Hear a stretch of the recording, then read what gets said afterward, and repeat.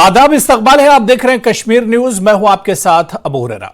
खबरों को तफसील से देखते हैं। पुंछ के बंच इलाके में सिक्योरिटी फोर्सेस की तरफ से हर रोज देही इलाकों से मशकूक अफराद के नजर आने की इत्तलात मौसूल हो रही है। इत्तला मौसूल होने के बाद पुंछ में मुसलसल तलाशी मुहिम चलाई जा रही है। आज दोपहर पुंछ जिले के बंच इलाके में सिक्योरिटी फोर्सेस की तरफ से तलाशी मुहिम शुरू की गई। सिक्योरिटी फोर्सेस की जानिब से मुश्तरका तौर पर इलाके में तलाशी ऑपरेशन शुरू किया गया है। बंच गांव से मुत्तसिल जंगलाती इलाके में ऑपरेशन शुरू किया गया है। फौजियों की बड़ी तादाद जंगलात का जायजा ले रही है। कुछ ही दिनों में श्री बुढ़ा अमरनाथ यात्रा भी शुरू होने वाली है। सिक्योरिटी फोर्सेस हर मुमकिन खतरे से निपटने के लिए कदम उठा रही है। पुंछ जिले में पिछले कई दिनों से लगातार सुरक्षा बलों की तरफ से तलाशी अभियान चलाए जा रहे हैं और आप देख सकते हैं किस प्रकार मेरे साथ पीछे जो है इस समय बड़ी संख्या में एसओजी के जवान जो हैं ये जंगलों को खंगाल रहे हैं, क्योंकि आए दिन यहाँ पर सूचनाएं मिल रही हैं कि कहीं संदिग्ध देखे गए हैं और उसके बाद लगातार एसओजी जो है पूरी मुस्तैदी के साथ जंगलों को खंगाल रही है और तलाश कर रही है उन आतंकियों को जो कभी कहीं दिखाई देते हैं, कभी कहीं दिखाते हैं, उनका सफाया किया जा सके। क्योंकि आने वाले दिनों में श्री बूढ़ा अमरनाथ यात्रा शुरू होने लिया है, 15 अगस्त का त्यौहार भी आने वाला है और उसको देखते हुए लगातार जो है सुरक्षा बलों की तरफ से इस प्रकार के तलाशी अभियान चलाए जा रहे हैं। पुंछ के कई इलाकों में ऐसे तलाशी अभियान अभी भी जारी हैं, जिसको लेकर बड़ी संख्या में एसओजी, सेना, पुलिस और सीआरपीएफ के जवान जो हैं कई इलाकों को खंगाल रहे हैं। Munish Sharma, news network, Poonch. ED ने पहली बार मरकज के जेर इंतजाम इलाके लद्दाख में छापे मारे हैं। ये छापे क्रिप्टो करेंसी से मुतालिक मनी लॉन्ड्रिंग केस में किया गया। ईडी ने AR मीर और दीगर के खिलाफ लेह, जम्मू और सोनीपत में 6 मकामात पर छापे मारे हैं। इन सब पर इल्जाम है कि उन्होंने हजारों रुपये सरमायाकारों को जाली करेंसी में पैसे लगाने और बदले में कोई माली फायदा या करेंसी वापस न देने का इल्जाम लगाया। इन मुल्जिमान ने सरमायाकारों को एमुलेट कॉइन में सरमायाकारी करने पर मजबूर किया है। मनी लॉन्ड्रिंग का यह मामला लद्दाख और जम्मू कश्मीर में दर्ज कई FIR से मुताल्लिक है। मेंबर पार्लियामेंट हनीफा जान ने लोकसभा में करगिल हवाई अड्डे के बारे में सवाल उठाया। उन्होंने कहा कि वो तवील अरसे से हवाई राब्ते का मुतालबा कर रहे हैं। उन्होंने कहा कि एक हवाई अड्डा बनाया गया लेकिन इस पर कोई सर्विस शुरू नहीं की गई। उन्होंने कहा कि इस सिलसिले में 2 साल पहले एक सर्वे किया गया था। इस पर हुकूमत ने जवाब देते हुए कहा कि हुकूमत हिंद करगिल में शहरियों को फजाई राब्ता फराहम करने के लिए तैयार है। सर, करगिल लद्दाख का पॉपुलेशन वाइज बड़ा डिस्ट्रिक्ट है और ये डिस्ट्रिक्ट जो है सर्दी में, विंटर में 5 महीने के लिए रेस्ट ऑफ द कंट्री से कट ऑफ रहती है और पिछले 50-60 सालों से वहाँ पे एयर कनेक्टिविटी का डिमांड होती रही है।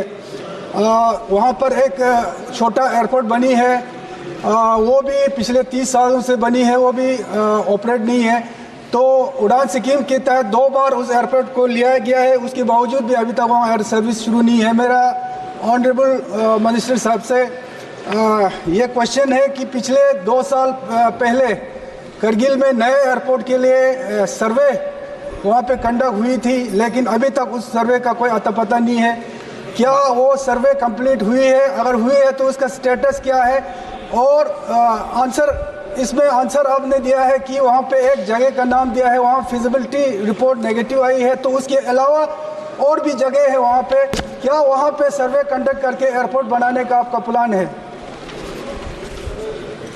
Speaker sir, the government of India has always been interested in opening an airport there in Kargil, sir, with civilian interest. We want civilians to have access to air connectivity from Kargil. And regarding this, we have been trying from our side. The administration, Ladakh administration, has identified certain sites, which is the process where they send us the sites and we do the inspection. And accordingly, Waka Kargil, Turtuk, Dikshit, Nyoma, Padum, Janskar. These are some of the sites which have been offered to us, and we have done thorough inspection, thorough site studies, surveys have been done. But after all that also, because the terrain is so challenging in Kargil, it was found to be very difficult to operate an airport from these sites. And the other option that we have is the existing Kargil airport, which is a defense airport, sir. So because we want the civilians to have access to the air services, we explored the idea of why not run the civilian aircrafts from the existing defense airport only. And that is where the International Civil Aviation Organization, ICAO, came into picture. We went to ICAO and we said, why don't you inspect this airport and let us know if there can be civil operations also, and they came into the picture. And once they also did the survey, sir, which is I think what the honorable member is also talking about, they also conducted the study and they also said that it is very difficult to run from here, which is for the narrow body aircrafts, which are A320 and B737. These aircrafts can't run from there. But we are in the interest that the airport should run, the civil airport should run. So, and we have put it under the RCS scheme also, sir. We have been trying more and more with the airlines also to run specific routes. But the challenge here is that with the existing airport, even if it is defense, if you want to run civilian aircrafts, we can only run 19-seater aircrafts. So we will work out with the airlines, sir. It is there under the RCS scheme also. 9.2 crore rupees have also been sanctioned. 30 lakh worth of small works like electrical works have also been done there, sir. If some airline says that we are ready to provide connectivity from Kargil to Srinagar or Jammu, then we are ready to do the remaining work and provide it for the civilian purpose also, sir.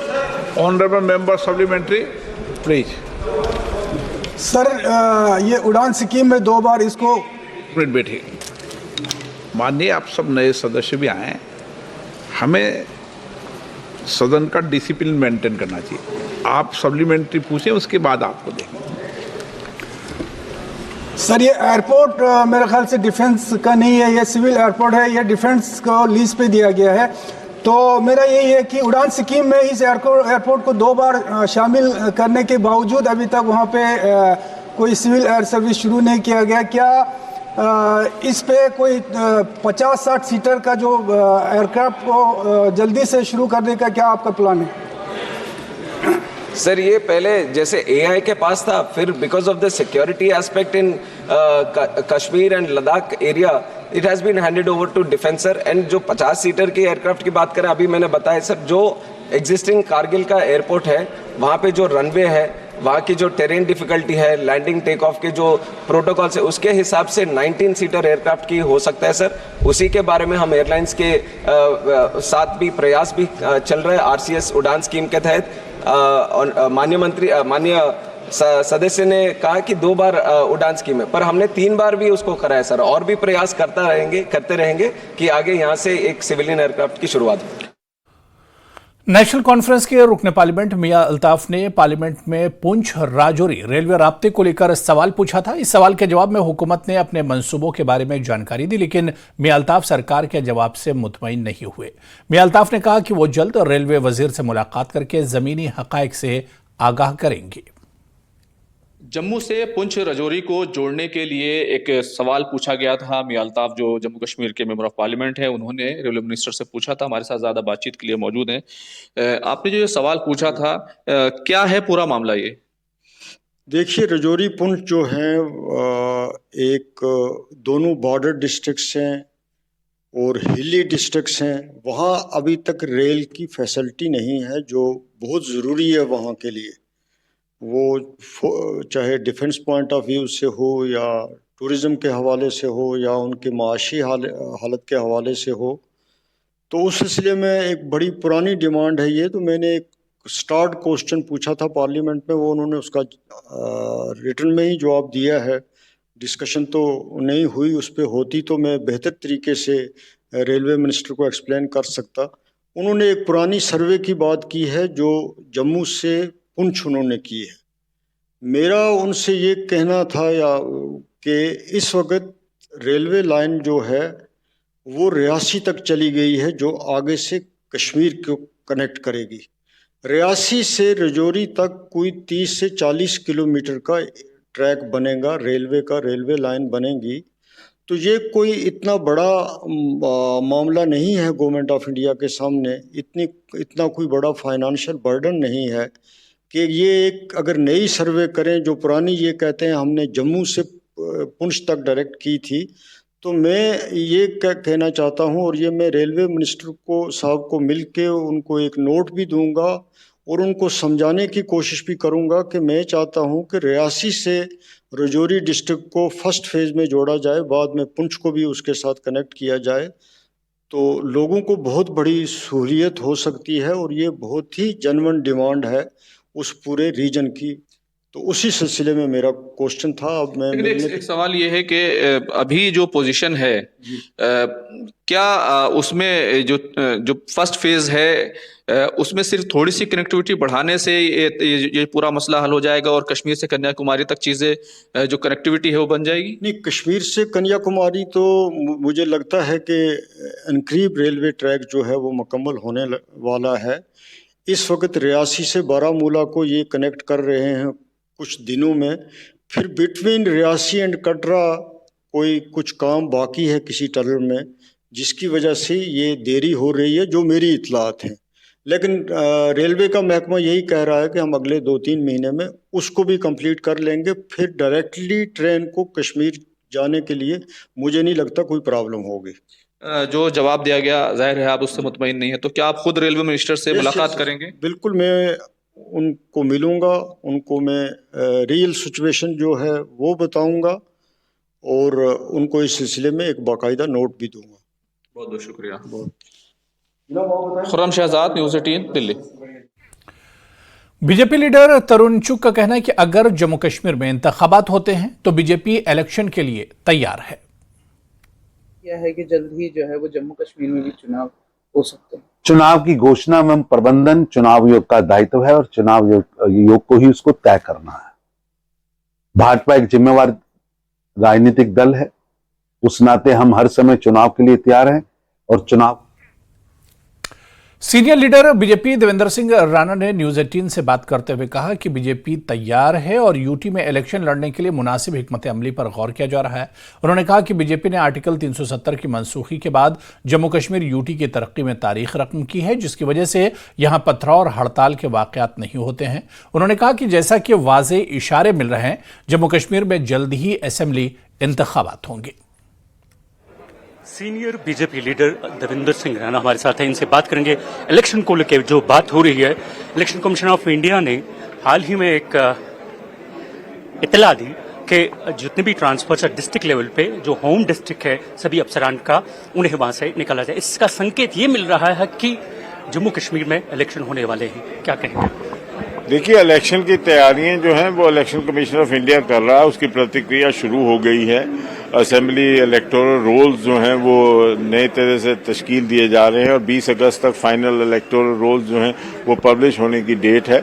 ये एक प्रतिक्रिया होती है election commission की जो उन्होंने शुरू की है और इलेक्शन कमीशन जो है वो जब भी इलेक्शंस का ऐलान करेगी, भाजपा तैयार है और भाजपा यहाँ पूर्ण बहुमत की 100% यहाँ पे सरकार बनाकर अपनी हुकूमत जम्मू कश्मीर में कायम करके जम्मू कश्मीर के लोगों को जो मुख्य धारा के साथ जोड़ने का काम 370 के एब्रोगेशन के साथ हुआ, उस एजेंडा को आगे लेकर विकसित भारत, विकसित जम्मू कश्मीर का निर्माण करने में योगदान देगी। पार्लिमानी इंतखाबात की अगर बात करें, वहां बीजेपी थोड़ा कमजोर पड़ी, ज्यादा परफॉर्मेंस नहीं कर पाई, क्या वजह रही होगी?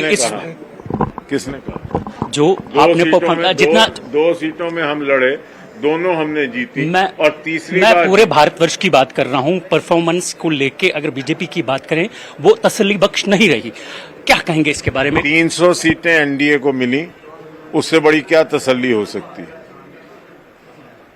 आने वाले इंतखाबात जो असेंबली के हैं, क्या मुद्दे रहेंगे, किस हिसाब से आप लोगों के पास? भाजपा ने जम्मू कश्मीर में एक बदलाव लाया है, एक नया जम्मू कश्मीर का निर्माण हुआ है जिसमें हर तबके को, हर इलाके को बराबरी का हक मिला, हर एक को उसके हक और उसके जितने भी मसाइल हैं वो हल किए गए और एक डेवलपमेंट का नया इतिहास और एक नया पन्ना लिखा गया। आज डेवलपमेंट अरूज पे है, अमन शांति कश्मीर में बहाल हुई। पिछले 5 साल में ना पत्थरबाजी, ना कोई पैलेट गन्स, ना कोई लाशें और वहाँ पे एक टेररिज्म की जगह टूरिज्म आया और आपने देखा अभी हाल ही में जो अमरनाथ यात्रा रिकॉर्ड लोग वहाँ अभी तक गए हैं और एक सिक्योरिटी इन्वायरमेंट जो है वो इम्प्रूव हुआ क्योंकि सिक्योरिटी को बड़े सीरियसली लेकर सारा का सारा जो इकोसिस्टम था टेररिज्म का उसको अटैक किया गया और जम्मू कश्मीर में एक नई फिजा बनी उसी फिजा को आगे लेते हुए, उसी मंसूबों को आगे लेते हुए भाजपा आगे चलेगी। और जब भाजपा की सरकार यहाँ बनेगी, जो और कोई मसले हैं जो कि एक इलेक्टेड सरकार ही दूर कर सकती है, वो सरकार भाजपा की बनते ही महीने 1.5 महीने के अंदर वो भी मसले हल हो जाएंगे। कैमरामैन बंटी के साथ मैं राजेंद्र, न्यूज़ 18 जम्मू।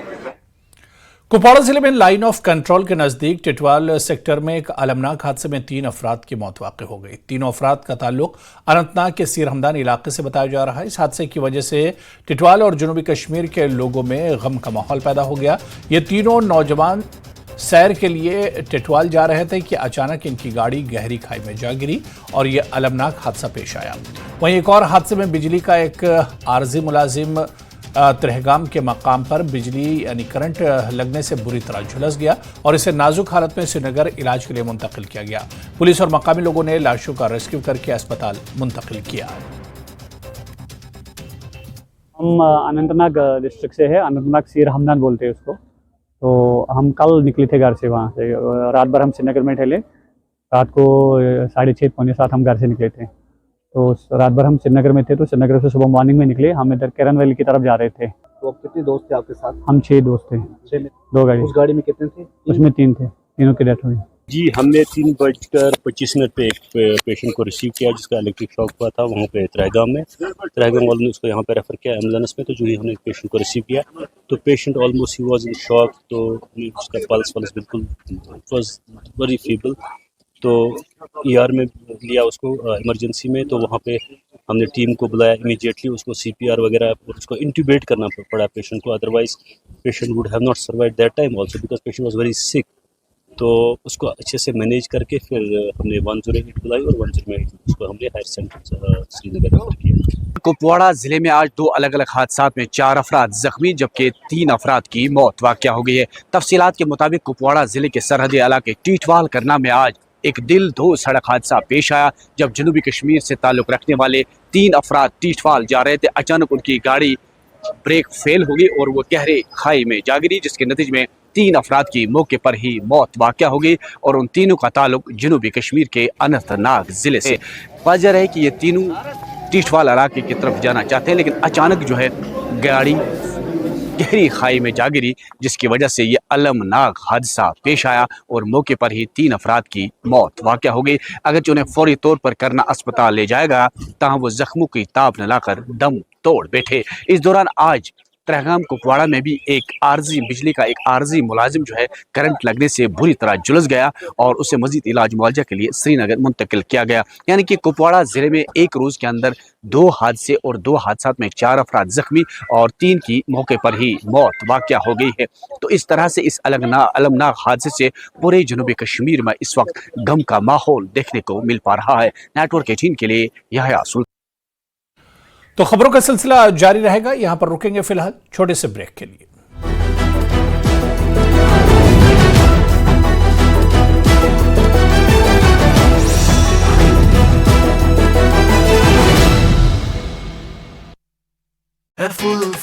टीमें बागीपुल गांव से 7 लोग हुए लापता, बारिश बन रही रेस्क्यू ऑपरेशन में बाधा। लेह लद्दाख के इतिहास में पहली बार ईडी की कार्रवाई, फर्जी क्रिप्टो करेंसी से जुड़े मामले में श्रीनगर जोन की ईडी ने मारे छापे। आतंकियों से लड़ने के लिए वीडीजी सदस्य होंगे आधुनिक हथियारों से लैस, नए हथियारों की वीडीजी सदस्यों को दी जा रही ट्रेनिंग। जम्मू एम्स में ओपीडी सेवाएं शुरू, सर्जरी और इंडोर सेवाएं छोड़ बाकी सभी सेवाएं शुरू। दिल्ली एम्स की तर्ज पर जांचों के शुल्क किए गए तय।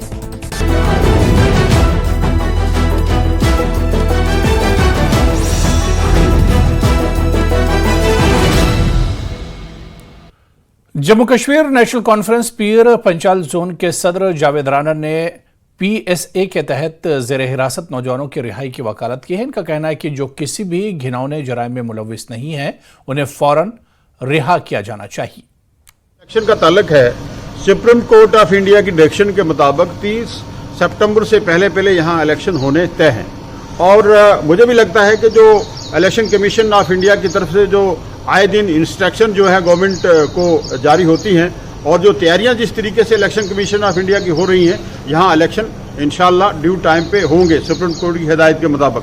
मैं ये गुजारिश करूँगा कि इलेक्शन जम्मू कश्मीर में हो रहे हैं और इसके साथ साथ आपने ये भी देखा होगा कि जो मिलिटेंसी रिलेटेड इंसिडेंट्स थे वो पिछले 4-5 साल में बढ़ गए हैं।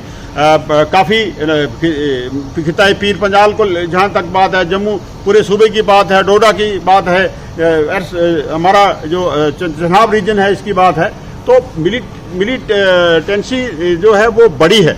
तो मैं ये गुजारिश करूँगा कि दुश्मन हमारा साझा है और इस साझे दुश्मन के साथ लड़ने के लिए हमें सबको इकट्ठे होके लड़ना होगा, एक साथ में सबको खड़ा होना होगा। जहाँ तक सिक्योरिटी फोर्सेस हों, पैरामिलिट्री फोर्सेस हों, सिविलियन हों और यहाँ की पुलिस हो, हम सबको एक पेज पे आना है और एक पेज पे रहे हैं हम, और एक पेज से ही हम इसका। जम्मू में बीजेपी महिला मोर्चा ने एक रोजा कन्वेंशन का इनेकाद किया। इस कन्वेंशन में बीजेपी की सैकड़ों खवातीन कारकुनों ने शिरकत की। इस कन्वेंशन में साबिक नायब वज़ीर आला और बीजेपी के सीनियर लीडर निर्मल सिंह और दीगर ने शिरकत की। इस मौके पर साबिक वज़ीर और बीजेपी महिला मोर्चा सम्मेलन की सदर प्रिया सेठी ने न्यूज़ 18 से बात करते हुए कहा कि पीएम मोदी की क़यादत में मुख्तलिफ स्कीमों के जरिए खवातीन को बाइख्तियार बनाने का काम तेजी से किया जा रहा है। देखिए, महिला सम्मेलन जो है हर कॉन्स्टिट्यूंसी में, हर असेंबली कॉन्स्टिट्यूंसीज में हो रहे हैं और आज जम्मू ईस्ट में इसका आयोजन किया गया है। और आपने देखा है नारी शक्ति ने जिस तरह से माननीय प्रधानमंत्री श्री मोदी जी ने नारी शक्ति का उद्यान इन 10 सालों के अंदर किया है, कहीं ना कहीं उनको नमन करने के लिए, उनको अपना दंडोत करने के लिए आप कहीं भी आकर सम्मेलन देखें तो उसमें महिला शक्ति, जो नारी शक्ति है, वो भरपूर तरीके से है समर्पित रहती है भारतीय जनता पार्टी की तरफ। और कहीं ना कहीं उनको ये रहता है कि अगर कोई पार्टी महिलाओं के लिए काम कर सकती है, नारी शक्ति के लिए काम कर सकती है, तो भारतीय जनता पार्टी है।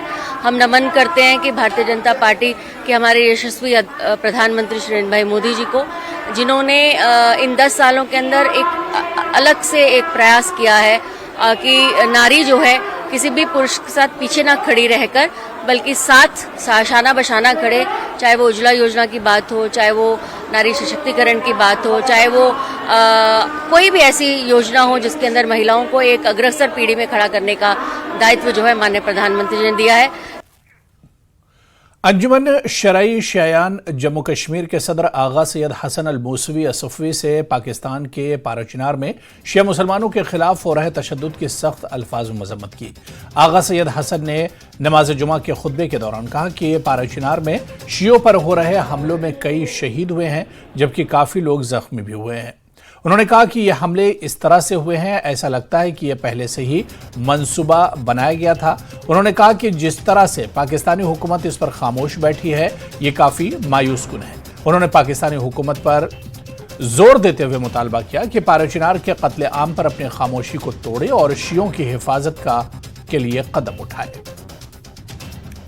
कश्मीरी लोगों के जज्बात पहुंचाना चाहता हूं। जो पाराचिनार में दहशतगर्दी का सिलसिला बढ़ता जा रहा है, जिसमें मज़लूमाना शहादत भी हुई है और अभी तक घेराबंदी बराबर जारी सारी है। अफसोस इस बात का पाकिस्तान की सरकार और फौजी क़यादत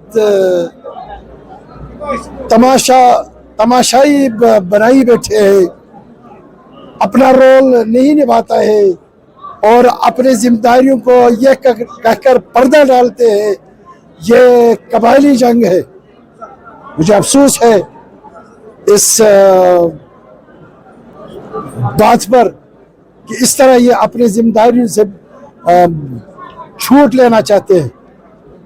दुनिया में किसी भी जगह अगर बाहमी इख्तलाफ होते हैं, लॉ एंड ऑर्डर मसला पेश आता है, तो फौरन वहाँ की सरकार, वहाँ की एजेंसियाँ उसको काबू में लाने की भरपूर कोशिश करते हैं। मगर अफसोस से कहना पड़ता है कि इस तरह का बयान देकर मैं आपके तवस्सुत से मैंने खुतबे में भी इसमें जोर दिया।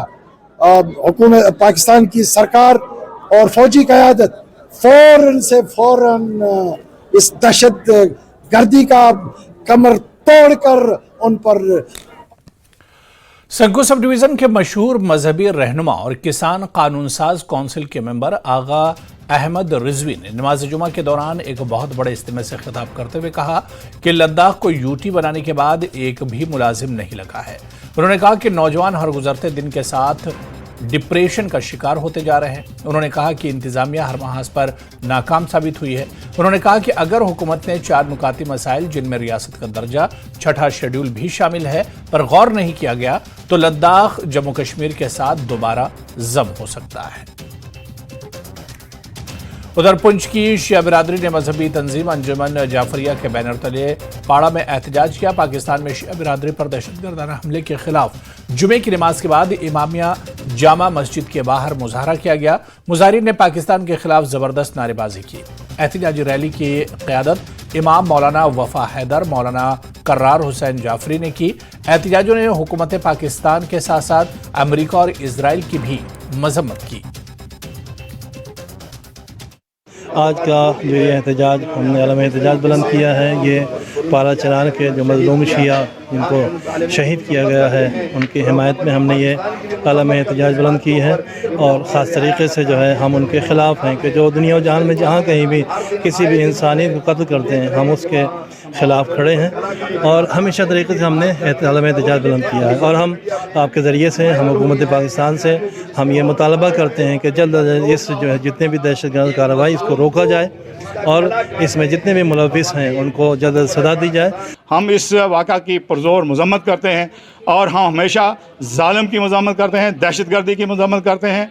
यही दहशतगर्दी जो है सन 61 हिजरी में करबला के मैदान में हुई थी। एक तरफ दहशतगर्दी थी जहाँ पे दहशतगर्दी थी और जुल्म व तशद्दुद किया गया, दूसरी तरफ वहाँ पे हज़रत इमाम हुसैन अलैहिस्सलाम और उनके रुफ़क़ाए-कार ने क़याम किया और जुल्म के ख़िलाफ़ खड़े हो गए, अपनी गर्दनें कटा दी, लेकिन उन्होंने सर नहीं झुकाया। मैं हुकूमत पाकिस्तान पर लानत भेजता हूँ और साथ में अपनी हुकूमत हिंदुस्तान की डिफेंस और होम मिनिस्ट्री से गुजारिश करता हूँ कि जहाँ पर पाकिस्तान की गवर्नमेंट शिया कम्युनिटी को तहफ़्फ़ुज़ देने से नाकाम रही है, हम चाहते हैं कि हुकूमत हिंदुस्तान हमारे उन लोगों को जो पाकिस्तान में जो अपने आप को वहाँ पर तहफ़्फ़ुज़ अपना फ़ील नहीं कर रहे हैं, हम चाहते हैं कि हिंदुस्तान की गवर्नमेंट वहाँ पर उनको तहफ़्फ़ुज़ फराहम करे और ये टेररिस्ट ऑर्गेनाइजेशन जो वहाँ पर निहत्ते लोगों को कत्लेआम कर रही है उनका कला काम करे। डिप्टी कमिश्नर राजौरी ने शहीद बिपिन कुमार को खिराज अक़ीदत पेश किया। उन्होंने शहीद के ख़ानदान से उनके आबाई गांव में मुलाकात की। उन्होंने सुस्ता पखवाड़ा के तहत एक तकरीब का एहतमाम किया। शहीद बिपिन कुमार जम्मू कश्मीर पुलिस में एक कांस्टेबल के तौर पर अपनी खिदमत अंजाम देते हुए 3 सितंबर 2001 में दहशतगर्दों से लड़ते हुए अपनी जान का नजराना पेश किया था। डीसी ने लवाहिकीन से बातचीत की और अहले खाना के साथ हमदर्दी का इजहार किया। उन्होंने लवाहिकीन को जिला इंतजामिया की तरफ से हर मुमकिन ताउन का यकीन दिलाया और शहीद के एजाज में एक यादगार की तामीर और सड़क का नाम तब्दील करने का ऐलान किया। ऑनरेबल लेफ्टिनेंट गवर्नर साहब ने जो स्वच्छता पखवाड़ा मनाने की बात करी है 1 अगस्त से लेकर 15 अगस्त तक, तो स्वच्छता पखवाड़ा के चलते एक एक्टिविटीज़ ऑनरेबल लेफ्टिनेंट गवर्नर साहब ने ये सभी डिप्टी कमिश्नर्स को, सारे ऑफिसर्स को ये भी कहा है कि आप जो भी आपके डिस्ट्रिक्ट के अंदर मार्टियर्स हैं उनकी फैमिली को आपने विज़िट करना है। हमारी इस डिस्ट्रिक्ट के अंदर अभी तक 69 मार्टियर्स जो आइडेंटिफाई किए गए हैं, उसमें से एक ये हमारे आज के दलोगड़ा विलेज में, यहाँ जिस समय हम लोग यहाँ पर खड़े हैं, वहाँ विपिन कुमार जी की माता श्रीमती प्रीतम कौर जी यहाँ पर हमारे साथ हैं। हमने उनके साथ बातचीत की और इनके हालात जानने की कोशिश की और जो इन्होंने जो डिमांड्स रखी हैं, जैसे मेन तौर पर 2 डिमांड जिन्होंने रखी हैं कि एक ये जो रोड, मेन रोड जो है जैसे यहाँ लिंक रोड इनके घर तक आता है, उस रोड का नाम जो है एक वहाँ पर तो स्मारक बनाया जाए पहले विपिन कुमार के नाम पे, जो कांस्टेबल नंबर 1901 और पारा चिनार के इलाके में शिया अक़लियत के तहफ़्फ़ुज़ में हुकूमत पाकिस्तान की नाकामी के खिलाफ जम्मू कश्मीर शिया एसोसिएशन की जानिब से शादीपुरा बांडीपुरा में एक एहतजाजी मुज़ाहरा किया गया। यह एहतजाज शिया मुसलमानों की हालिया हलाकतों के तनाजुर में किया गया, जिसने बड़े पैमाने पर गम व गुस्से और मजम्मत को जन्म दिया है। जुमे को फ्राइडे के बाद सैकड़ों मुजाहिरीन श्रीनगर बांडीपुरा हाईवे पर जमा हुए और एक एहतजाजी मुज़ाहरा किया। हुकूमत पाकिस्तान के खिलाफ नारे लगाते हुए और मुतासरीन के लिए इंसाफ का मुतालबा किया गया। मुजाहिरीन ने इल्जाम लगाया कि हुकूमत बार बार हमले और हलाकतों के बावजूद शिया बिरादरी को मुनासिब तहफ़्फ़ुज़ फराहम करने में नाकाम रही है। एहतजाजी मुजाहरे की क़यादत जम्मू कश्मीर शिया एसोसिएशन के आगा सैयद तैयब रिजवी ने की। इस एहतजाज में, प्रोटेस्ट में इस जुमे के बाद जो शामिल हुए हैं, जिसका अहतमाम आल जम्मू कश्मीर शिया एसोसिएशन की तरफ से किया गया है, इसमें हम ये वाज़ेह और सरीह पैगाम उन ज़ालिमों तक पहुंचाना चाहते हैं जो इस वक्त अमीर अल मोमिनीन के मानने वालों के कत्ल में मंसूबाबंद तरीके से सरगर्म अमल है। हम उनको ये पैगाम देना चाहते हैं, ये भी किसी भी तरीके से इसको कबूल नहीं किया जाएगा। खासकर वो हुकूमत सुन ले, हुकूमत पाकिस्तान सुन ले, पाकिस्तान के इदारे सुन ले कि अगर ये नस्ल कुशी, शियों की नस्ल कुशी, अमीर अल मोमिनीन के मानने वालों की नस्ल कुशी खत्म नहीं हुए, हम इसी तरीके से सड़कों पे आके हुकूमत पाकिस्तान के खिलाफ, वहाँ के इदारों के खिलाफ नारे देते रहेंगे जब तक कि वहाँ पर उन मजलूमों का जो है साथ न दिया जाए, जब तक कि वहाँ के जो कत्ल किए गए हैं, शहीद किए गए हैं, वहाँ के जालिमों के खिलाफ कार्रवाई अमल में। यौम शहादत इमाम ज़ैनुल आबदीन के मौके पर अंजुमन साहब ज़मान की जानिब से मातमी जुलूस निकाला गया। जुलूस में लोगों की कसीर तादाद ने शिरकत की। उन्होंने नोहाखानी करके करबला के शहीदों को खिराज अक़ीदत पेश किया। मातमी जुलूस सांको के खुमैनी चौक से शुरू होकर जामा मस्जिद इमाम अस्करी पर इख्तिताम पजीर हुआ। इस दौरान कुछ लोग हमास के सरबराह इस्माइल हनिया की तस्वीरें उठाए हुए नजर आए। उन्होंने पाकिस्तान के शहर पारे चिनार में शियों के कत्ले आम की मजम्मत की। पारचिनार के मजलूम शेओं और अक़लियतों से दिफा करे, वहाँ पर भेड़ बकरियों की तरह वहाँ पर कत्लेआम कर रहे हैं, तो हुकूमत पाकिस्तान और कबाइली इलाकों को ऐसे तरह छोड़ दिया है जैसे कि वो हुकूमत पाकिस्तान का हिस्सा नहीं है। लिहाजा ये इसराइल और सियोनिज़्म और तकफीरियत का एक मुश्तरका एजेंडा था। वो चाहते थे कि आलमी इस्तिकबार जहानी मखसूसन इसराइल और अमेरिका, मुसाद और CIA और तकफीरी गुरुओं को शामिल करके चाहते हैं कि शिया सुन्नी फसाद करें और वहाँ पर इसी तरीके से पारचिनार में कत्लेआम करके दुनिया के लोगों का, मखसूसन दुनिया इस्लाम का नजरिया जो है वो इसराइल के जिनायतकारों से वो चश्मपोशी करे और इसराइल को दुनिया में बदनाम होने से रोके।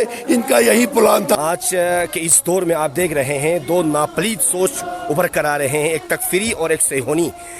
इनका असल मकसद ये है कि हमें एक तो शियों को कत्लेआम करना और दूसरा शिया और सुन्नी में लड़ाना। ये जो तकफीरी सोच है ये न शिया है न सुन्नी है। शिया और सुन्नी जो है हमेशा भाई और रहे हैं और हमेशा रहेंगे। और तकफीरी सोच का आप देख रहे हैं पाराचिनार में किस तरह कत्लेआम हो रहा है। ये तकफीरी सोच जो है, सेहूनी सोच, इनको सपोर्ट कर रहे हैं और ये एक ही सिक्के के दो रुख हैं और बहुत ही जल्द सफ़े हस्ती से मिटेंगे।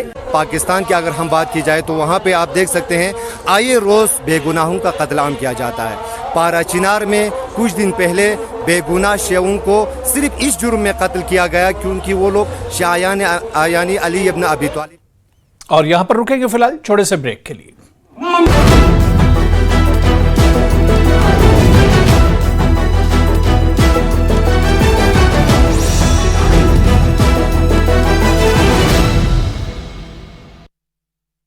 लद्दाख में हाइड्रोजन फ्यूल से चलेंगी बसें, सभी आवश्यक परीक्षण किए गए पूरे। प्रशासन की सितंबर से शुरू करने की योजना। पुंछ में 7 अगस्त से बूढ़ा अमरनाथ की होगी शुरुआत। यात्रा को लेकर जिला विकास उपायुक्त ने की बैठक, अधिकारियों को यात्रा संबंधित तैयारियों को सुनिश्चित करने के दिए निर्देश। पुंछ में बूढ़ा अमरनाथ यात्रा की तैयारियां जारी, यात्रा को लेकर कड़ी सुरक्षा व्यवस्था। जम्मू यात्री निवास से श्रद्धालुओं का जत्था पवित्र गुफा के लिए रवाना। जत्थे में 12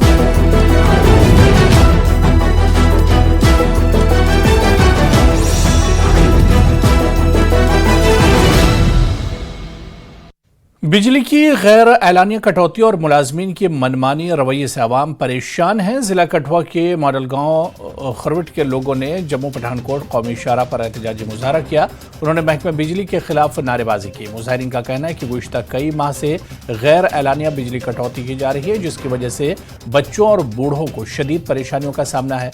मुजाहिरीन ने महकमे बिजली के मुलाजमीन पर गैर संजीदगी से काम करने का इल्ज़ाम लगाया। इनका कहना है कि अगर बिजली के निज़ाम को जल्द ठीक न किया गया तो पूरा गांव नेशनल हाईवे पर आने पर मजबूर हो जाएगा। 4 बार इनके दफ्तर में गए, फिर इनके पावर हाउस में गए। आखिर हम कब तक इनका देन देंगे? बिल इतना डाल रहे हैं, जो डिपार्टमेंट पीडीडी डिपार्टमेंट जो है इतना बिल डाल रहे हैं, और बिजली हमारे खरोट की गुल की है। हमारे खरोट की बिजली इन्होंने रात को भी पूरी रात हम अंधेरे में हमारा करोड़ ने काटी है। ये जदों का लगे इन्हें क्या किया भी चिंगरोड का जो सुपरवाइजर है उन्हें दा कनैक्शन कट्टिए चिंगरोड की करी दी और खरोट वाली की लाइन बखरी करी दी। रोज त्रीए दिन खंभा टुटता रहता ये को इंडस्ट्री एरिए को। इन्हें पुछने कोई नहीं। इनके किराए देखो जो इसलिए लै रहे हैं 1000 1500 गरीब आदमी ने किराया कुछ देना। बड़े दिन दे परेशान है। अं इनके पावर हाउस भी गए, इनके दफ्तर भी गए। पावर हाउस जी है एक साड़ी गल नहीं सुनते, बदतमीजी करते साढ़े कन्नै आइए। साढ़े को वीडियो भेजियां, बंदे शराब पीए उत्थे साढ़े कन्नै बदतमीजियां कीतियां आइए। अज असीं डिपार्टमेंट की सीधी दी गल बोलने कि अज असीं 10 मिनट रोड जाम किया। जे साडी समस्या हल नहीं हुई तो असीं फिर 15 घंटे 20 घंटे। महकमे मौसमियात के मुताबिक गुज़िश्ता दिनों हुई बारिशों के बाद आज दिन जम्मू श्रीनगर कौमी शाहरा पर ट्रैफिक मामूल के मुताबिक चलता रहा। वहीं जिला रामबन के अतराफ में आज मौसम भी अब्र आलूद रहा। बारिश की कोई इत्तलात मौसूल नहीं हुई। वाज़ेह कि मौसमी हालात खराब होने का सबसे ज्यादा असर जिला रामबन में कौमी शाहरा पर पड़ा है, जिससे अक्सर ट्रैफिक को चलने में मुश्किलात का सामना करना पड़ता है। वहीं यात्रा के वक्त में बारिशों का होना और सड़क का बंद होना यात्रा पर भी असर अंदाज होता है। ताहम आज के दिन में मौसम बेहतर होने से जिला रामबन में शाहरा पर ट्रैफिक को चलने में कोई दुश्वारी नहीं हुई। ट्रैफिक पुलिस ने आवाम से गुजारिश की है कि खराब मौसमी हालात में शाहरा पर सफर करने से पहले ट्रैफिक कंट्रोल यूनिट से जरूर राब्ता कायम करें। मौसमियात की पोजीशन गोइंग के मुताबिक गुज़िश्ता दिनों रामबन के अतराफ में हुई बारिश के बाद जम्मू से नेशनल हाईवे कल के दिन में जो है मुतासर रहा था। ताहम आज जम्मू से नेशनल हाईवे पर ट्रैफिक आमदरफ्त जो है मामूल के मुताबिक जारी है। सबसे पहले जम्मू भगवती नगर से निकले यात्रियों को जम्मू से नेशनल हाईवे पर चलने की इजाज़त दी। उन्होंने बानीहाल को क्रॉस करते हुए वादी कश्मीर की तरफ बालताल और पहलगाम रूट से अमरनाथ का रुख किया है। वहीं ट्रैफिक जो लाइट मोटर व्हीकल्स है, पैसेंजर व्हीकल्स हैं, उन्हें चलने की इजाज़त दी गई। मामूल के मुताबिक ट्रैफिक चल रहा है और अब बाद दोपहर को हैवी मोटर व्हीकल्स को जम्मू से नेशनल हाईवे पर चलने की इजाज़त दी जाएगी। ताहम ट्रैफिक पुलिस ने आवाम से गुजारिश की है कि जब भी वो सफ़र का इरादा करे ट्रैफिक कंट्रोल यूनिट से रब्ता ज़रूर कायम करें। वहीं उन्होंने ट्रैफिक रूल की जो है वो भी पासदारी करें ताकि रामबन बानीहाल स्ट्रेच में किसी तरह की मुश्किलात का आवाम को सामना न करना पड़े। न्यूज़ 18 जम्मू कश्मीर तथा हिमाचल के लिए नेशनल हाईवे से बिलाल बाली।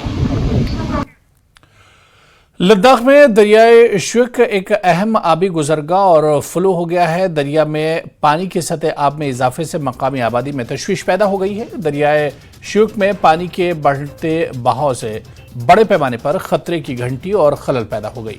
दरिया के किनारे रिहाइश पजीर मकीनों को बहुत से चैलेंजेस का सामना है। लोगों के घरों और माश को बढ़ते हुए पानी से खतरा लाहक हो गया है। बोगडांग में ज़राई लाइफ लाइन मुनक़ते हो गई है। बोगडांग में पानी ने एक अहम पुल को ज़ेरे आब कर दिया है। ये पुल गांव वालों, बुनियादी तौर पर किसानों के लिए ज़राई ज़मीनों तक रसाई के लिए ज़रूरी है। पुल के आधे डूबने से ज़राई सरगर्मियां ठप हो गई हैं, जिससे रिहायशियों के बुनियादी पेशे और ज़राए आमदन बुरी तरह मुतासिर हुए हैं। हालिया ओवरफ्लो ने दरियाए शुक पर एक नए तामीरशुदा पुल की ऊंचाई और डिज़ाइन के बारे में संगीन खदशात को भी जन्म दिया है।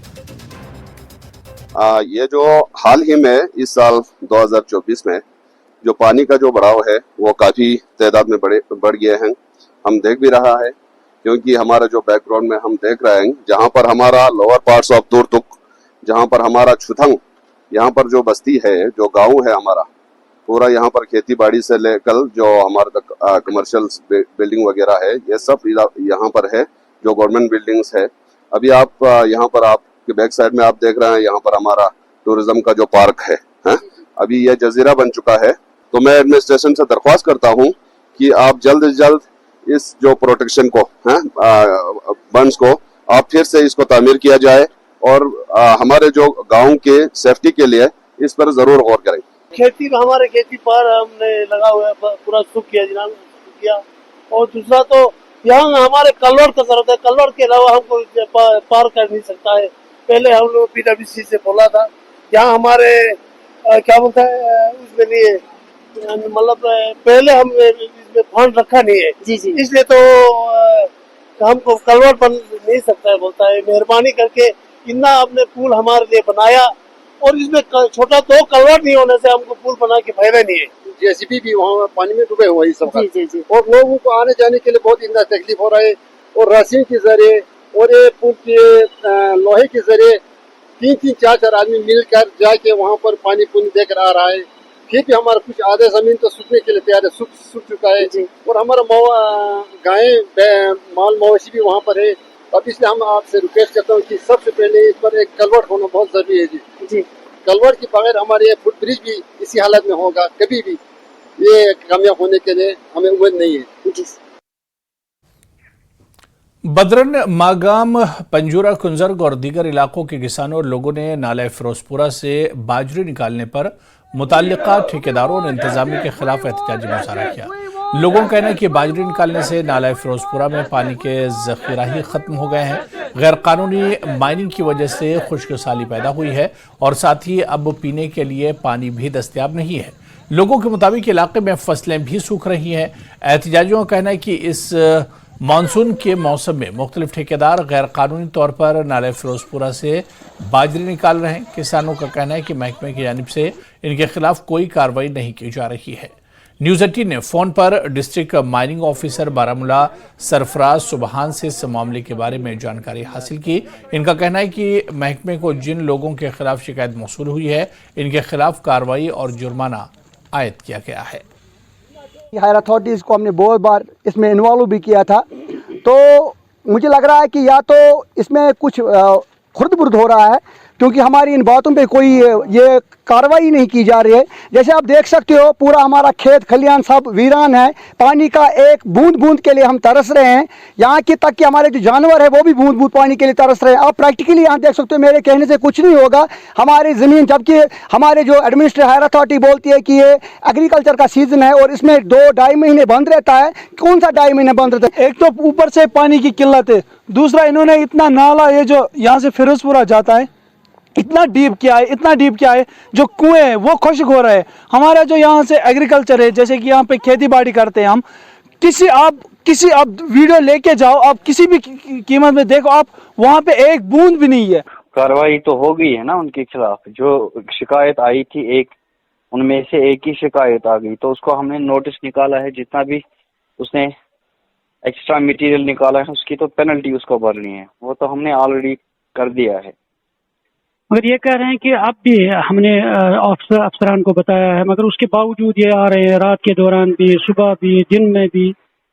तो नाला इतना मसला वही है कि ये इनका जो लोगों ने शिकायत की थी हमारे पास भी कि ये रात को करते हैं, या सुबह को सवेरे या शाम को देर से। बिल्कुल। फिर मैंने अपने एरिया इंचार्ज को भेजा वहाँ, तो उसने देखा कि इसने इस दौरान कितना मटेरियल निकाला है, तो उसने वो क्वांटिफाई करके रिपोर्ट भेजी। तो मैंने इसको वो उसकी पेनल्टी जो जितनी बनती है उसका कॉस्ट वो डाला है इस पे।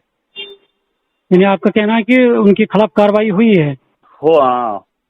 अपने एरिया इंचार्ज को फिर से भेजता हूँ कि आप देखो कि क्या उसके बाद इसने कोई वायलेशन की, अगर की है तो अकॉर्डिंगली इसके खिलाफ हम कार्रवाई करेंगे इस पर जरूर।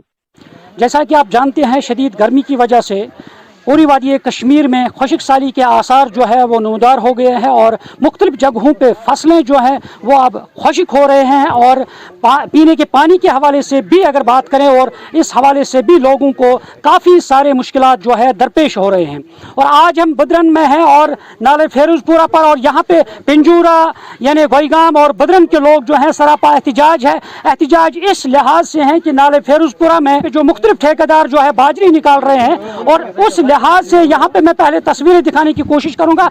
और ये नाला जो है यहाँ से मुख्तलिफ जो ठेकेदार है वो मुख्तलिफ तरीके से यहाँ बाजरी निकाल रहे हैं और उस वजह से ये नाला जो है अब खुश्क हो गया है। जो आबी ज़खायर हमारे पास मौजूद थे अब वो आबी ज़खायर गायब हो गए हैं और कहीं से यानी पानी जो है वो नज़र नहीं आ रहा है। और इस लिहाज से जो हमारे फसलें हैं वो फसलें जो हैं खुश्क हो रहे हैं, ख़त्म हो रहे हैं, तबाह हो रहे हैं। और इतना ही नहीं बल्कि जो पीने के पानी के हवाले से अगर हम बात करें, जो हमारे चश्मे हैं, हमारे जो कुएं हैं, और वो भी लोगों के मुताबिक वो भी अब खुश्क हो गए हैं और वहाँ पीने के लिए अब पानी का कोई जरिया नहीं है। और इसलिए आज यहाँ पे जो लोग हैं ये मुख्तलिफ इलाकों से, मुख्तलिफ गाँवों से ये लोग जो जमा है और ये सरापा एहतिजाज हैं इन लोगों के खिलाफ, इन ठेकेदारों के खिलाफ जो इस नाले फेरुजपुरा से बाजरी निकाल रहे हैं। इनका कहना है जो सरकार ने उन्हें हुक्मनामा दिया है, ऑर्डर दिया है और जिस ऑर्डर के तहत उन्हें बाजरी निकालनी थी और उस ऑर्डर को तहस नहस किया जा रहा है, उसको बालाई ताक रखा जा रहा है और उसके मुताबिक ये बाजरी नहीं निकाली जा रही है, बल्कि यहाँ गैर कानूनी तौर पे ये बाजरी निकाली जा रही है, जिसके लिए अब ये जो पानी है ख़त्म हो रहा है इस नाले से। और इसलिए ये लोग डिमांड कर रहे हैं कि जल्द अज जल्द ऐसे लोगों के खिलाफ कार्रवाई होनी चाहिए और जो हमारे पानी के आबी ज़खायर मौजूद थे उन ज़खायर को बचाने की अशद ज़रूरत है। हम उम्मीद करते हैं कि सरकार जल्द अज जल्द इस पे कार्रवाई करे और ऐसे लोगों के खिलाफ कानूनी कार्रवाई की जाए। न्यूज़ 18 जम्मू कश्मीर के लिए मैं बदरन से मुनीर हुसैन खुर्रा। और यहां पर रुकेंगे फिलहाल छोटे से ब्रेक के लिए।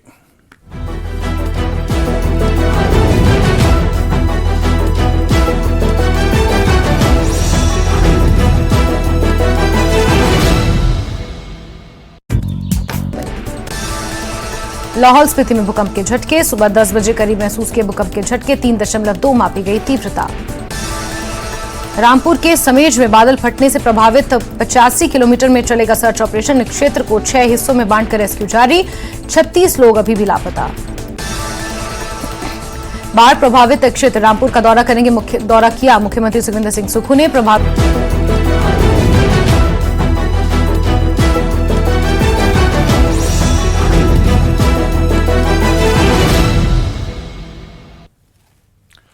श्रीनगर में 10 रोजा गांधी शिल्प बाजार का आगाज किया गया है। इस इवेंट की सरपरस्ती डीसी हैंडीक्राफ्ट्स टेक्सटाइल की मरकजी वजारत ने किया। श्रीनगर के सिंगरमाल नुमाइशी मैदान में की मेले का एहतमाम किया गया। गांधी शिल्प बाजार मेले के मुमताज़ मकामात पर मुख्तलिफ शहरों में मुनक्किद किया जा रहा है ताकि मुल्क भर में कारीगरों को घरेलू मार्केटिंग का प्लेटफॉर्म फराहम किया जा सके।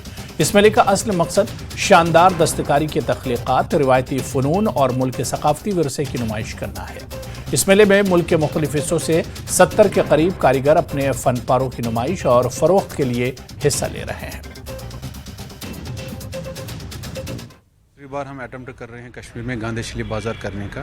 इसमें हमने जो आर्टिजन्स है ऑल अक्रॉस द कंट्री हमने बुलाए हैं यहाँ। तो पहले क्या दिक्कत होती थी आर्टिजन को, दे वर वेरी मच अप्रहेंसिव कि हम जाएंगे वहाँ सेल हो जाएगी, माहौल कैसा है। But fortunately from few years as you know are all aware कि आर्टिजन्स हमने उनको एनकरेज किया है। लास्ट टाइम उन्होंने पार्टिसिपेट किया है और this year they have also shown encouragement and उन्होंने पार्टिसिपेट किया है। 3 रोज़ा पागाह थिएटर फेस्टिवल का तीसरा एडिशन टाइगर हॉल श्रीनगर में इख्तिताम पजीर हुआ। 30 जुलाई से शुरू होने वाले इस 3 रोज़ा फेस्टिवल में मुख्तलिफ ज़बानों में 5 स्टेज ड्रामे पेश किए गए जिन्हें हाज़रीन ने खूब सराहा। मेले का आखिरी दिन 9 दुर्गा कालामंच जम्मू के फनकारों ने अपनी परफॉर्मेंस से हाज़रीन को मशहूर किया। इख्तितामी तकरीब में फेस्टिवल के डायरेक्टर रोहित भट्ट ने अपने ख्यालात का इजहार करते हुए कहा कि हमें नई नस्ल को थिएटर की तरफ राग़िब करना चाहिए और इन्हें थिएटर बताना चाहिए। अहमियत और इफादियत के बारे में आगाही पैदा करने के लिए अपनी सलाहियतों का इस्तेमाल करें और यही टाइगर हॉल में मुनक्किद होने वाले 3 रोज़ा मेले का मकसद था। उन्होंने फेस्टिवल में शिरकत करने वाले तमाम थिएटर ग्रुप्स के साथ साथ मकामी थिएटर फनकारों और शायकीन का भी शुक्रिया अदा किया। फेस्टिवल की इख्तितामी तकरीब में फेस्टिवल को कामयाब बनाने पर तमाम शुरका का शुक्रिया अदा किया गया। किया पगा थिएटर फेस्टिवल जो हम हर साल करते हैं, इसका आज 3rd एडिशन था। और राकेश रोशन भट्ट जी जो मेंटर हमारे हैं और राइटर हैं, उनका विजन है कि ये थिएटर के माध्यम से, अपनी ज़बान के माध्यम से हम अपने कल्चर को आगे बढ़ाएं। और उसी श्रृंखला में 3rd एडिशन हुआ।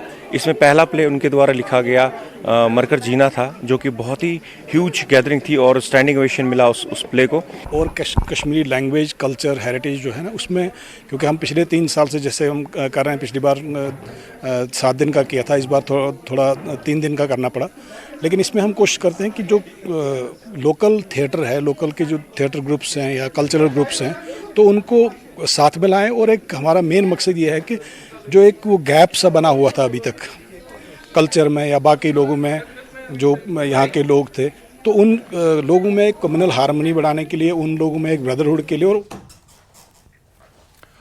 दहशतगर्दों से मुकाबले के लिए वीडीजीज को नए हथियारों की तरबियत दी जा रही है। वजारत दाखिला ने नए हथियार फराहम करने की तजवीज़ को मंजूरी दे दी है। मर्द और ख्वातीन विलेज डिफेंस मेंबरों को नए हथियार चलाने की तरबियत दी जा रही है। वीडीजीज लंबे अरसे से नए हथियार फराहम करने की मांग कर रहे थे।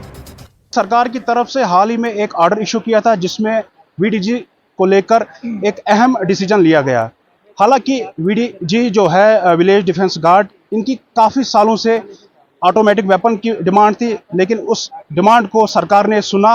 और आप देख सकते हैं कि इस वक्त जो वीडीजीज के मेंबर है, इन्हें ऑटोमेटिक वेपन की ट्रेनिंग दी जा रही है, क्योंकि सरकार की तरफ से अब इन वीडीजीज को जल्द ही इनके हाथों में 303 की जगह ऑटोमेटिक वेपन दिए जाएंगे।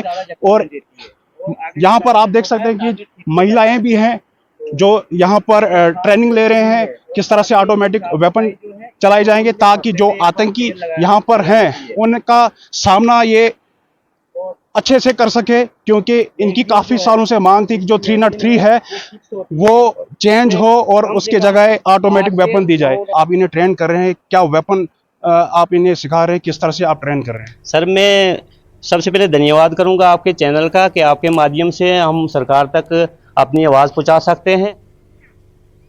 हिजबुल मुजाहिदीन का यासिर भट्ट नामी एक दहशतगर्द जनूबी कश्मीर के कुलगाम में वाक़ई अपनी रिहाइशगाह से लापता है। दहशतगर्द के लापता होने के बाद जम्मू में हाई अलर्ट जारी कर दिया गया है। यासिर भट्ट जमानत पर रिहा हुआ था। यासिर मार्च 2019 में जम्मू के बस स्टैंड पर एक ग्रेनेड हमले में मुलविस था। इस हमले के नतीजे में एक शहरी हलाक और 28 दीगर जख्मी हुए थे। पुलिस की जानिब से यासिर भट्ट के पोस्टर जम्मू भर में तकसीम किए गए हैं। पुलिस ने आवाम से यासिर भट्ट के बारे में मालूमात फराहम करने की अपील की है। हाई अलर्ट घोषित किया है, क्योंकि यासिर भट्ट जिसने 2019 में जम्मू बस स्टैंड, जहां पे मैं अभी मौजूद हूं, वहां पे ग्रेनेड ब्लास्ट किए थे, वो मिसिंग बताया गया है, यानी कि वो भाग गया है। यासिर भट्ट की आप देख सकते हैं फोटोग्राफ यहां जम्मू बस स्टैंड पे लगाई गई हैं और जगह जगह जम्मू के विभिन्न इलाकों में ये फोटोग्राफ सर्कुलेट किए गए हैं और लोगों से यह आह्वान किया गया है, यदि आप इस शख्स को देखते हैं, इसका नाम यासिर भट्ट है, ये कुलगाम का रहने वाला है, साउथ कश्मीर का, और बेल पे ये जो है वो बाहर था।